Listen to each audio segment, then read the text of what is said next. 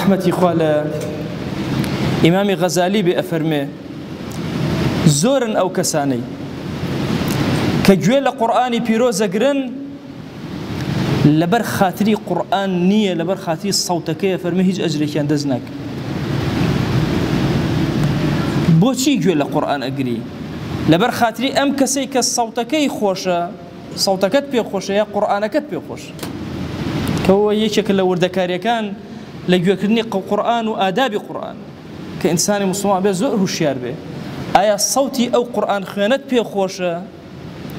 يان كلمات قرآن وكلمات كاني الله جل جلاله بيت خوشة كاميا أفرمي ألو رجيا يقدمون أحدهم ليغنيهم بويقورانيان بوبلي كأنما صوتي أم قرآن تنهى أوان لحنكين بلا وقرنقا وإن كان أقلهم فقها بالها مشيان فقهي كم تربي هيش حالي نبي هيش شارزان نبي